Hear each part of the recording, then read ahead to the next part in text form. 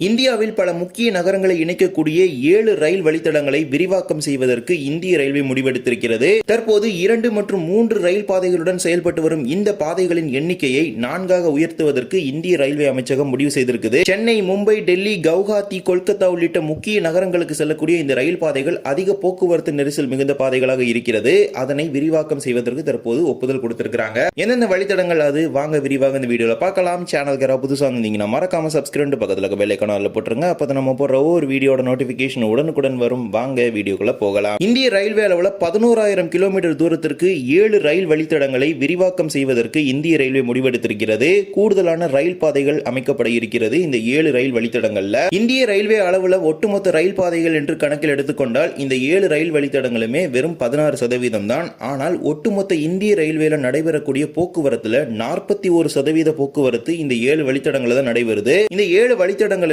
வட இந்தியா துவங்கி வடகிழக்கு இந்தியா, அதே போலவே தென்னிந்தியா உள்ளிட்ட அனைத்து பகுதிகளையும் இணைக்கக்கூடிய பிரதான வழித்தடங்களாக இருக்குது. இதில் தற்போது ஒரு சில வழித்தடங்கள்ல 2 வழித்தடங்கள் செயல்பாட்டில் இருக்குது. மேலும் சில வழித்தடங்கள்ல 3 வழித்தடங்கள் குறிப்பிட்ட பகுதிகளில் மட்டும் செயல்பாட்டில் இருக்குது. இதனால் அதிகரித்து வரக்கூடிய சரக்கு போக்குவரத்து மற்றும் பயணிகளுடைய தேவையை அதிகரிப்பதற்கான பயணிகள் பிரிவு ரயில்களை அதிகரிப்பது, இது போன்ற பல்வேறு விதமான சவால்களை இந்திய ரயில்வே கையாண்டு வருகிறது. இவை அனைத்தையும் அதிகரிக்கும் வகையில தான் இந்த அனைத்து வழித்தடங்கள், அதாவது 7 வழித்தடங்கள்ல கூடுதலான ரயில் பாதைகள் அமைப்பதற்கு முடிவு செஞ்சிருப்பதாக மத்திய ரயில்வே அமைச்சர் அஸ்வினி வைஷ்ணவ் அவர்கள் தெரிவித்திருக்கிறார். இந்த 7 ரயில் வழித்தடங்கள் எந்தெந்த வழித்தடங்கள் எடுத்துக்கிட்டீங்கன்னா, டெல்லியிலிருந்து கொல்கத்தாவோட ஹவுரா, அதே மாதிரி கொல்கத்தாவோட ஹவுரால இருந்து சென்னை வர வழித்தடம், சென்னையிலிருந்து மும்பை போற வழித்தடம், மும்பையிலிருந்து டெல்லி போற வழித்தடம், சென்னையிலிருந்து டெல்லிக்கு செல்லக்கூடிய வழித்தடம், அதே போல மும்பையிலிருந்து கொல்கத்தாவின் ஹவுராக்கு போகக்கூடிய வழித்தடம், டெல்லியிலிருந்து வடகிழக்கு மாநிலங்களான அஸ்ஸாம்ல உள்ள கவுஹாத்திக்கு போற வழித்தடம் மற்றும் மும்பை டெல்லி இடையான வழித்தடம். இந்த 7 வழித்தடங்கள் தான் அதிக அளவிலான போக்குவரத்துகளை கையாளக்கூடிய வழித்தடங்களாக இருந்து வருது.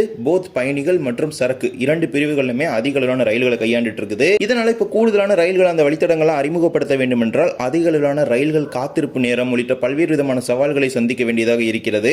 7 வழித்தடங்களிலுமே அதிக அளவிலான சரக்கு போக்குவரத்தும் இருக்கக்கூடிய ஒரு வழித்தடங்களாக இருக்குது. முக்கியமான துறைமுகங்களை இணைக்கக்கூடிய பிரதான பாதையாகவும் இருக்குது. குறிப்பாக மும்பை, சென்னை, கொல்கத்தா இது போன்ற முக்கியமான பகுதிகளில் முக்கிய துறைமுகங்களும் இருக்குது. அதை முன்னிட்டு தான் இந்த 7 வழித்தடங்களையும் தற்போது ரயில் பாதைகளை 4 பாதைகள் மல்டி டிராக்கிங்கா மாத்துறதுக்கு முடிவு செஞ்சிருக்குது இந்திய ரயில்வே அமைச்சகம். இதுல ஏற்கனவே பாத்தீங்கன்னா நம்ம சென்னையிலிருந்து கொல்கத்தா போற வழித்தடத்துக்கு தெற்கு ரயில்வே பகுதியில் பாத்தீங்கன்னா 4 ரயில் பாதை அமைப்பதற்கு சமீபத்தில் தான் ஒப்புதல் கொடுத்திருந்தாங்க. அதுல ஏற்கனவே பாத்தீங்கன்னா அத்திப்பட்டிலிருந்து கும்மிடிப்பூண்டி வரைக்கும் ரயில் பாதை அமைப்பதற்கு 3 மற்றும் 4வது ரயில் பாதை அமைப்பதற்கு ஒப்புதல் கொடுக்கப்பட்டுச்சு. அதுக்கப்புறம் இப்ப ரீசெண்டா தான் பாத்தீங்கன்னா கும்மிடிப்பூண்டிலிருந்து கூடூர் வரைக்கும் 3 மற்றும் 4வது ரயில் பாதை அமைப்பதற்கு ரயில்வே அமைச்சகத்தால் ஒப்புதல் வழங்கப்பட்டது. அதே போலவே இதே சென்னை கொல்கத்தா வழித்தடத்தில் இருக்கக்கூடிய ஒடிசா மற்றும் மேற்கு வங்க மாநிலங்களை உள்ளடக்கி இருக்கக்கூடிய பத்ரக், ஹரிதாஸ்பூர் இது போன்ற பகுதிகளிலும் தற்போது செயல்பாட்டில் 3 ரயில் பாதைகள் இருக்கிறது. அதனை 4ஆக உயர்த்துவதற்கும் ரயில்வே அமைச்சகம் சமீபத்தில் ஒப்புதல் வழங்கியது. அதனை 2031ஆம் ஆண்டிற்குள் முடிப்பதற்கும் இலக்கு நிர்ணயிக்கப்பட்டிருக்குது. அந்த திட்டத்தின் கீழே தான் கும்மிடிப்பூண்டியிலிருந்து சூலூர்பேட்டா வழியா கூடூர் வரையிலான அந்த 3 மற்றும் 4வது ரயில் பாதையும் அமைக்கப்பட இருக்குது. அதே போலதான் சென்னையிலிருந்து மும்பை செல்லக்கூடிய வழித்தடத்தில் ரேணிகுண்டா, அரக்கோணத்திலிருந்து ரேணிகுண்டா வரைக்கும் பாத்தீங்கன்னா சதன் ரயில்வே தெற்கு ரயில்வே மண்டலத்தால் நிர்வகிக்கப்படுது. இந்த பகுதியிலும் 3 மற்றும் 4வது ரயில் பாதைகள் அமைப்பதற்கான ஆய்வுகள் பாத்தீங்கன்னா தெற்கு ரயில்வே சார்பாக மேற்கொள்ளப்பட்டு வருது.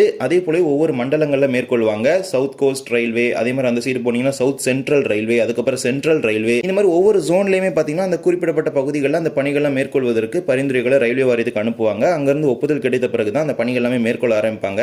அது போலதான் தெற்கு ரயில்வே சார்பாக இந்த சென்னை கொல்கத்தா காரிடார்ல பாத்தீங்கன்னா கும்மிடிப்பூண்டி டு கூடூர் வரைக்கும் அந்த 4வது ரயில் பாதை அமைக்க போறாங்க. அத்திப்பட்டுல இருந்து கூடூர் வரைக்கும் எடுத்துக்கோங்க. அதிகரித்து வரக்கூடிய போக்குவரத்து நெரிசலை கையாளும் வகையில தெற்கு ரயில்வே அளவுல தமிழ்நாட்டிலையும் ஏராளமான வழித்தடங்கள்ல கூடுதல் ரயில் பாதைகள் அமைப்பதற்கான பல்வேறு விதமான ஆய்வுகள் நடைபெற்று வருகிறது. குறிப்பாக ஃபைனல் லொகேஷன் சர்வே எடுக்கிறாங்க. அதே போலவே விரிவான திட்ட அறிக்கை தயாரிக்கக்கூடிய பணிகள் நடந்துட்டு இருக்குது. அதே போல சில திட்டங்கள் ரயில்வே வாரியத்தின் ஒப்புதலுக்காக சமர்ப்பிக்கப்பட்டிருக்குது. இந்த மாதிரி ஏராளமான திட்டங்கள் வரக்கூடிய ஆண்டுகளில் தமிழ்நாட்டில் செயல்படுத்தப்படதான் இருக்கிறது. இருப்பினும் ஒவ்வொரு திட்டங்களாக தான் ஒப்புதல் கொடுக்கப்பட்டு அந்த பணிகளும் துவங்குறாங்க. சமீபத்தில் தமிழ்நாட்டில் ஒப்புதல் வழங்கப்பட்ட திட்டங்கள் எடுத்துக்கிட்டீங்கன்னா, ஈரோட்டில இருந்து கரூர் வரைக்கும் 2வது ரயில் பாதை அமைக்கும் திட்டத்திற்கு ஒப்புதல் கொடுத்திருந்தாங்க. அதே மாதிரி செங்கல்பட்டுல இருந்து தாம்பரம் வரைக்கும் 4வது ரயில் பாதை, செங்கல்பட்டுல இருந்து அரக்கோணம் வரைக்கும் 2வது ரயில் பாதை, பெரம்பூரிலிருந்து அம்பத்தூர் வரை 5 மற்றும் 6வது ரயில் பாதை, இது போன்ற ஒரு சில திட்டங்களுக்கும் பாத்தீங்கன்னா சமீபத்தில் ரயில்வே சார்பாக ஒப்புதல் கொடுக்கப்பட்டுச்சு. மேலும் சில திட்டங்களுக்கான ஆய்வுகள் நடைபெற்றுக் கொண்டிருக்கிறது. சில திட்டங்களுக்கான ஆய்வுகள் முடிக்கப்பட்டு ரயில்வே வாரியத்தின் ஒப்புதலுக்காகவும் சமர்ப்பிக்கப்பட்டிருக்குது. மானாமதுரையிலிருந்து ராமேஸ்வரம் வரை 2வது ரயில் பாதை அமைப்பதற்கான ஃபைனல் லொகேஷன் சர்வே எடுக்கக்கூடிய பணிகளை துவங்கி இருக்கிறாங்க.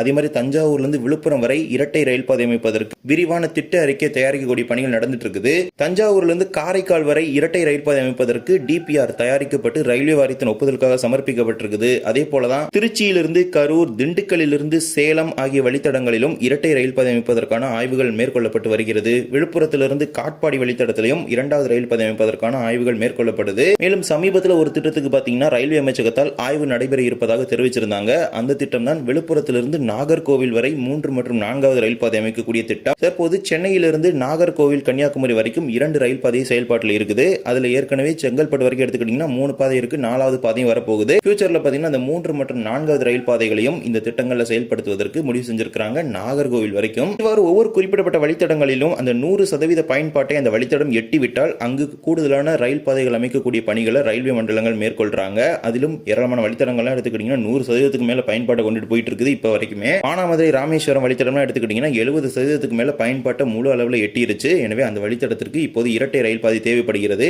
அதன் அடிப்படையில் தான் இப்போ ரீசெண்டா ஃபைனல் லொகேஷன் சர்வே எடுக்க போறாங்க அந்த ரூட்ல. இவ்வாறு நாடு முழுவதும் 7 வழித்தடங்கள்ல மல்டி டிராக்கிங் அமைப்பதற்கு ரயில்வே அமைச்சகத்தின் சார்பாக முடிவு செய்யப்பட்டிருக்கிறது. நகரங்களை இணைக்கக்கூடிய இந்த ரயில் பாதை திட்டங்கள் நாட்டின் வளர்ச்சிக்கும் அதிக பங்களிக்கும் அப்படிங்கிற ஒரு அறிவிப்பும் ரயில்வே அமைச்சர் சார்பாகவே வெளியிடப்பட்டிருக்குது. இந்த மல்டி டிராக்கிங் திட்டத்தில் நம்ம தமிழ்நாடு எடுத்துக்கிட்டீங்கன்னா சென்னையிலிருந்து கொல்கத்தா, சென்னையிலிருந்து டெல்லி மற்றும் சென்னையிலிருந்து மும்பை வழித்தடங்கள்ல இந்த 4 ரயில் பாதை திட்டங்கள் செயல்பாட்டில் வரப்போகுது. இந்த ஒரு வீடியோவில் தான் இந்த வீடியோ பிடிச்சிருந்தா மறக்காம like and share and subscribe பக்கத்தில் இருக்க பெல் ஐகானில் போட்டுருங்க. அப்போ நம்ம போடுற ஒவ்வொரு வீடியோட நோட்டிஃபிகேஷன் உடனுக்குடன் வரும். இன்னொரு வீடியோவில் சந்திக்கலாம். தேங்க்ஸ் ஃபார் வாட்சிங்.